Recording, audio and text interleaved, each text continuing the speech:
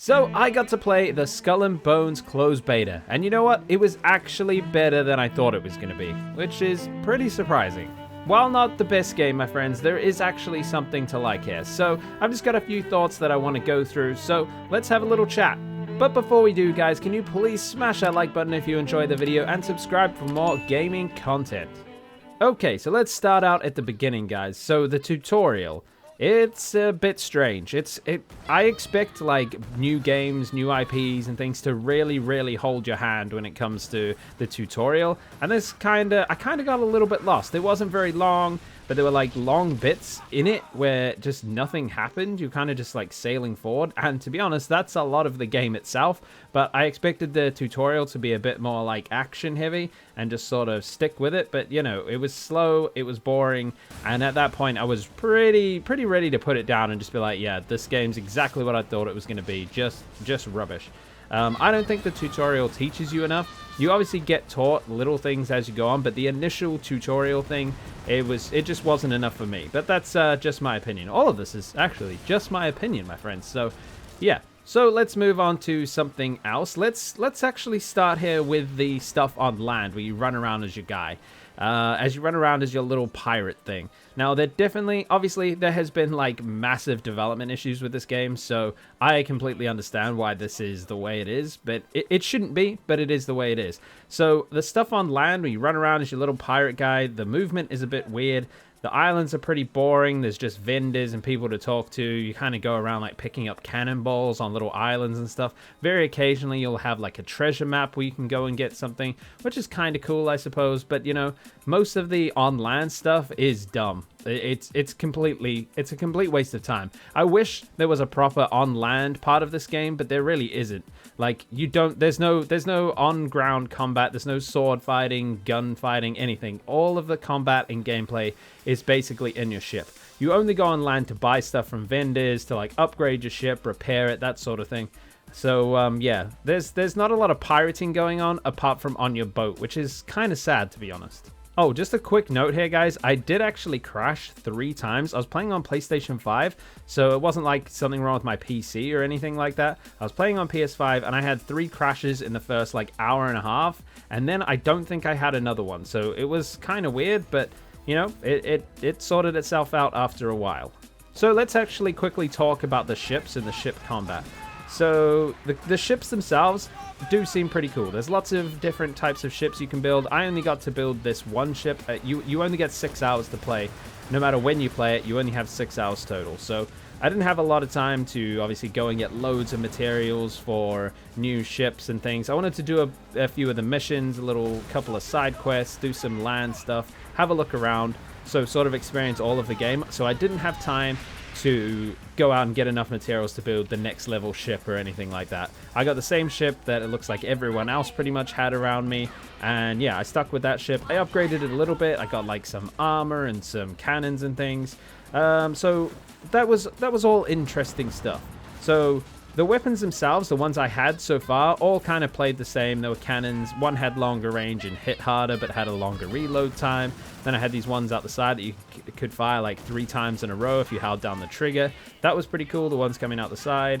So there were little differences, but not too much. I did actually unlock a torpedo near the end of my playthrough. I put it on my ship and then realized I had to create the ammo for it. So I didn't have time to go and gather all the stuff for that. Which leads me on to something else. There are a lot of items in this game, like lots of things you need to collect, every different ammo type and cannon and ship and parts, this and that. You need different ingots, different ores, all sorts of like wood and things to make specific things. So you've got to go hunting for this stuff. Like, it's all over the map. There is a cool thing. You can sort of tag what you want to find. Like, if you want to build a cannon, you can tag the cannon what you need to build it, and it will pop up in the right-hand corner of your screen while you're running around, so you always know what you need to find. And it also tags them on the map for you, so you can go and find that stuff much easier than just sort of randomly searching around. That is a great feature that I think a lot of games are actually missing. But yeah, there is a lot of crafting. Like, there's lots of different vendors you need to go to. So there's like a blueprint system, so you need to unlock the blueprint in order to make something. Then when you want to make it, you need to go to a different person, and that person will tell you what you need to make it, so the items and things that you'll need. But then you'll have to go to like there's like a crafter guy who like a refiner or something, and they refine your items into different things.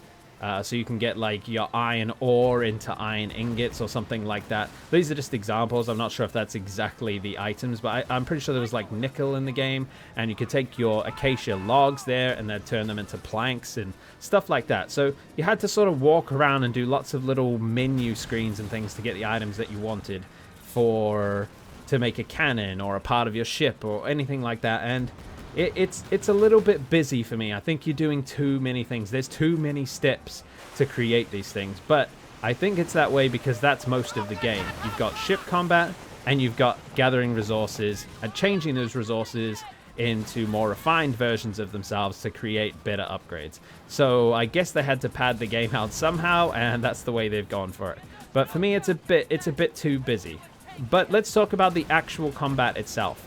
It does feel pretty fun. I think over a longer period of time, it will get boring once you've sort of unlocked all the good weapons. There is a lot of weapons, but they're sort of like upgrades of their previous versions. So they're going to feel very similar, I think. As I said, only got to play 6 hours, so I didn't get to experience many upgrades. Like I got the long shot cannon 2 or something like that, which fired a little bit further. But like I said, it felt exactly the same, apart from more damage, more range when I was playing with it. So yeah, you go out. Basically the missions are go out to this place, either get an item like chop down a tree where you get these funny little mini games, which are okay at the beginning, but I think over a long period of time are also going to get very boring and annoying. And yeah, you've got to like stop the saw in the right place by pulling the trigger on the controller, or yeah, you have to like unlock these chests. They're all basically the same mini game, just with different interactions. So yeah, it's not amazing gathering resources, but the other parts of the mission are going out and fighting ships. So there is a cool system here where you can recruit friends or other random people you see running around the world. So you see other people in their ships sailing around. You see other people on land running around. The sad thing is you can not actually fight other people at all. You fire your cannons at someone, it does no damage. So the only people you can fight are the NPCs in the water. But they can also help you take these ships down. So that's pretty cool as well. So you're out there fighting. Someone will come and save you sometimes if you're having a hard time. Or you can save someone else. Just give them a hand. Put some extra shots into a ship that they've almost taken down and they're almost dying as well. That part of it is cool, but the fact that there's no fighting between players is a bit lame. I was very surprised that that was not in the game. So story-wise, it seems pretty lame. They just keep throwing out names of people I don't really care about. Maybe it's just me, but this did not feel like Black Flag where you were a pirate and you cared about all the characters and things.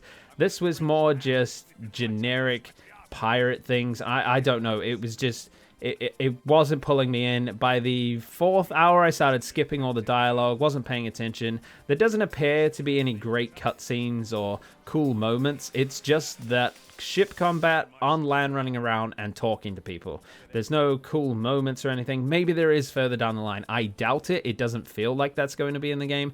But yeah, I started skipping all of the talking, all of the dialogue, everything. You have to make a couple of decisions, but I don't think they really matter or lead into anything. I think you just, like, if you're talking to someone, they might give you a slightly different reaction, but I don't think it changes the game or the story at all. So I can't talk much about the story because I gave up and I did not care. I knew I was only playing 6 hours and none of it pulled me in anyway, so, you know? So as I said before, the missions themselves, there's not a lot to them. They're like, go and raid these boats, go and take them down, get all the materials, or go to this town and bombard the town, and like, you can raid like these places, these like on land areas where it plays a little cutscene. You go in, you start taking the stuff, and while you're doing it, ships come and attack you. So you're doing your ship combat. You don't do anything on land, that's just a little cutscene. And then while the ships are attacking you, you're not stealing anything. But if you get rid of all the ships, you start stealing stuff. A little meter up the top fills, and you get more and more the longer you stay there.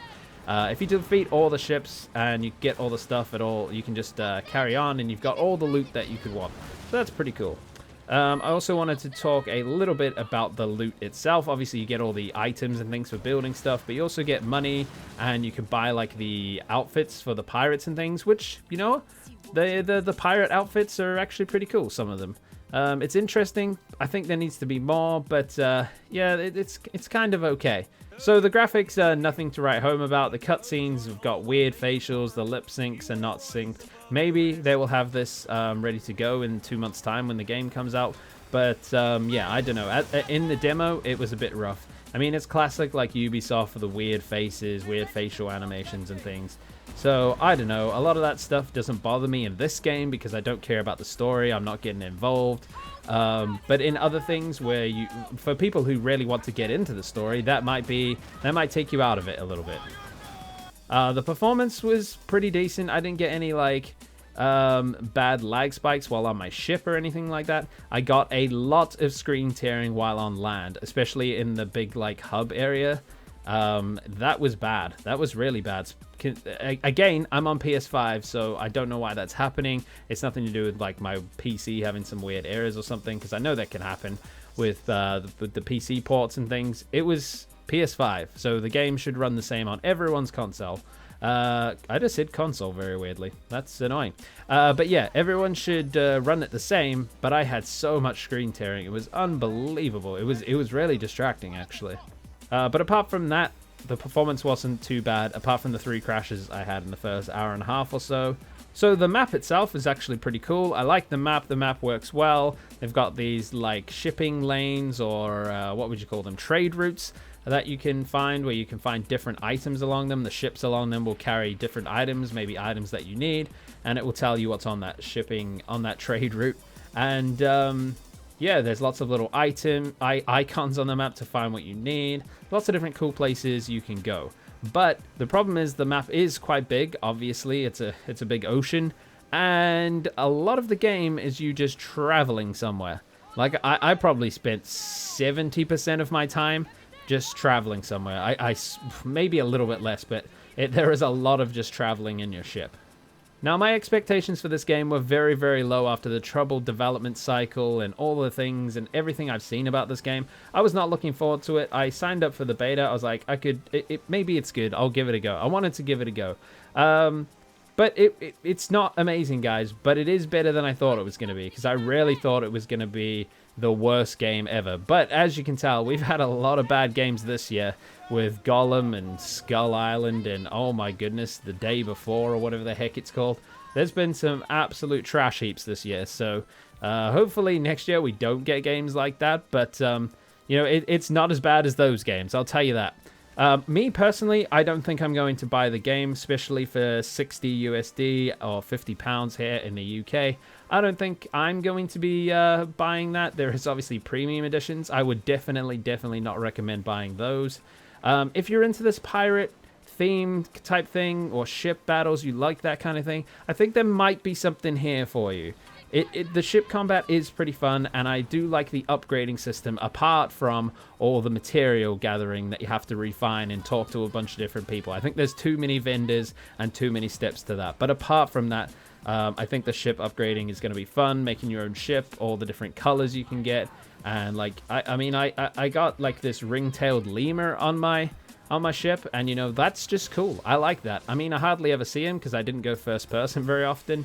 But yeah, I like all the colors, sails and things, and all the cosmetics that you can do for your ship. So yeah, there's definitely something here.